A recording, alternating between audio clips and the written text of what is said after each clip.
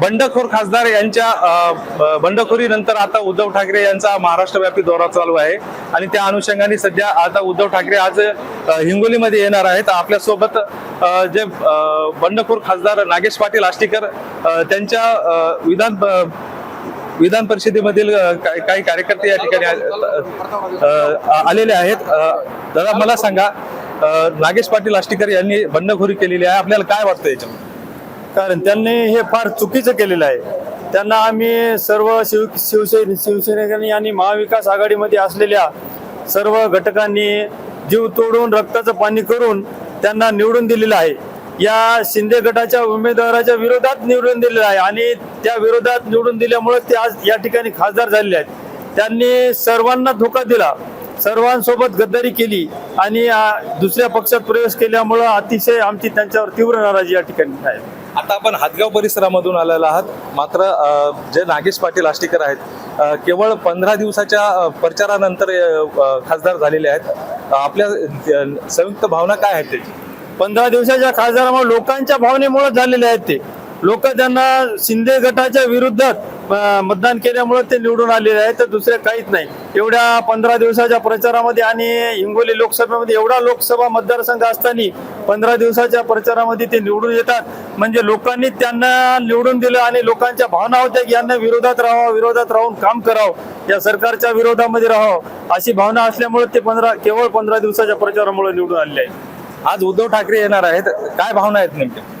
उद्धव साहेब यायले म्हणजे आनंदच आहे. 1 महिन्यापासून लांबलेला पाऊस उद्धव साहेबांचे पावलं विदर्भाला लागल्याबरोबर पाऊस सुरू झाला. ही पहिली आनंदाची बातमी. दुसरी आनंदाची बातमी म्हणजे संपूर्ण शिवसैनिकांमध्ये एक चैतन्याचं वातावरण निर्माण झालं. कारण उद्धव साहेब म्हणजे उद्धव साहेबांची महाराष्ट्राला गरज आहे, शिवसेनेला गरज आहे आणि हिंगोली लोकसभा मतदारसंघाला गरज आहे. आणि उद्धव साहेबांच्या नावावरच हे शिवसेना टिकणार आहे. आता आलतू फालतू आलेले का फार दिवस टिकणार नाहीत. यांचा हे आमचे जे खासदार गेले हे मुळात काँग्रेसचे होतं. यांचा पिंडच नव्हे शिवसैनिकाचा. येतं कसं पाहिजे, येतं शिक हाडाचे पाहिजे, इमानदार पाहिजेत. आम्हाला आमच्या चार खासदार गेले, हे 5वा खासदार होय, तरी आम्ही सगळे मतदार या उद्धव बाळासाहेब ठाकरे यांच्या पाठीशी आहोत.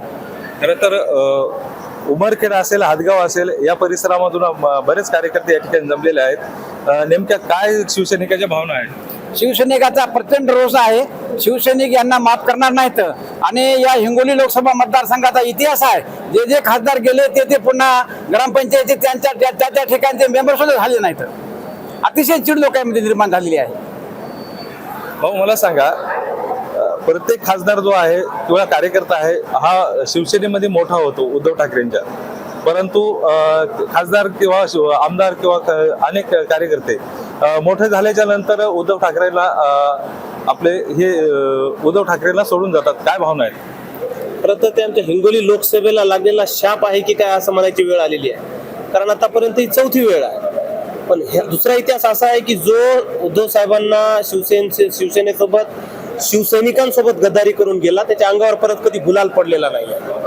आता तुम्ही बघा ना, इथे हातगाव तालुक्यातून आलेली लोक आहेत, ज्येष्ठ शिवसैनिक आहेत, तालुका प्रमुख आहेत, जिल्हा संघटक आहेत.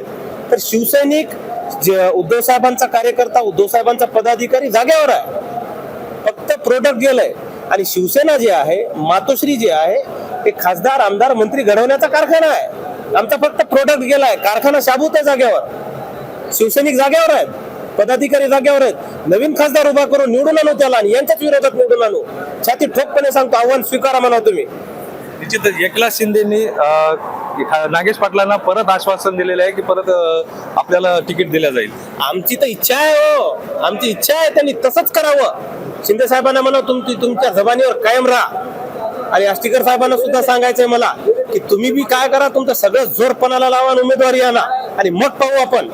एकीकडून तुम्ही आणि एकीकडून आम्ही, एकीकडून शिवसैनिक आणि एकीकडून तुम्ही, काय तुमचे हाल होतात ते बघू. आता तुम्हाला जसं आम्ही निवडून आणलं ना, रक्ताचं पाणी करून, हाडाची काढ करून, पदरमोड करून, तुम्हाला पाडायसाठी कसं पाडू ना आम्ही. तुम्हाला जे 1,09,000चं लीड भेटलं ना, त्याच्यात 1 लाखाचं लीड आमच्या मतदारसंघातून आहे, हिंगोली जिल्ह्यातून आहे. आम्ही निवडून आणलं, तुम्ही तुमच्याकडून मागे, तुमच्या लोकांनी तुम्हाला नाकारलं, थोडीफार लीड दिली आणि तुम्हाला जे निवडून दिलंय ते उद्धव साहेबांच्या चेहऱ्याकडे बघून निवडून दिलंय. तुम्ही उद्धव साहेबांच्या चेहऱ्यावर निवडून आलेले आहात. तुम्ही काय असे खासदार म्हणून तुमचं स्वतःचं फार काय कर्तृत्व नव्हतं.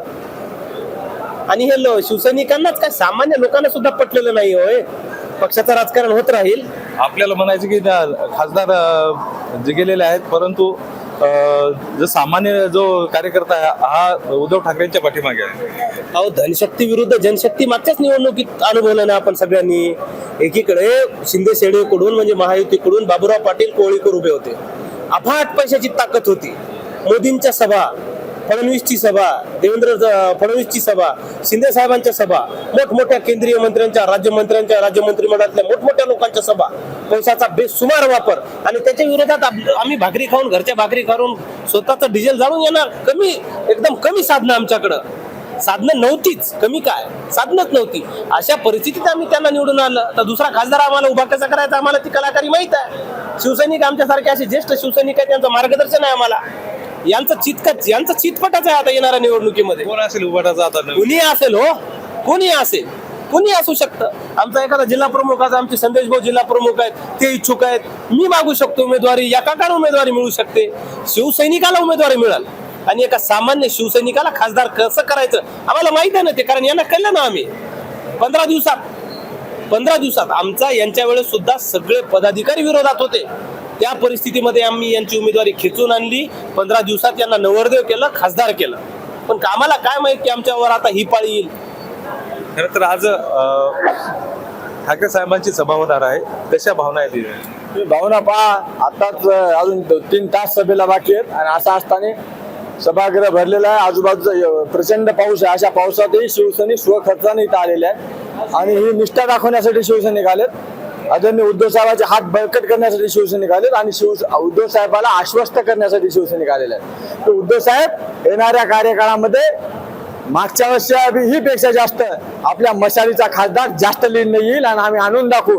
काही काळजी करण्याचं कारण नाही. नुसता खासदारच नाही तर येणाऱ्या सगळ्या निवडणुका, जिल्हा परिषद असतील, पुढच्या विधानसभा असतील, या सगळ्या निवडणुका आम्ही जिंकून दाखवू. कारण की आम्हाला खाजवलं आहे ना. आणि ज्या वेळेस एखाद्या शिवसैनिकाला खाजवले जाते त्या वेळेस शिवसैनिकांना 100% वाजवल्याशिवाय शिवसैनिक राहत नाही. आपण लक्षात घेतलं पाहिजे. येणारा काळ निश्चित आपला आहे, काळजी करण्याचं कारण नाही. आणि तुम्ही पाहत असाल की वाजत गाजत सगळे हजारोच्या संख्येने शिवसैनिक या शहरात दाखल होत आहेत आणि मोठ्या उत्साहात दाखल होत आहेत. निश्चितच या ठिकाणी जर बघायला गेलं तर मोठ्या उत्सवामध्ये सध्या पावसाचं देखील प्रमाण बाहेर वाढलेलं आहे. मात्र कार्यकर्ते आता सध्या जमायला या ठिकाणी सुरुवात झालेली आहे. गजानन पवार, LS मराठी, हिंगोली.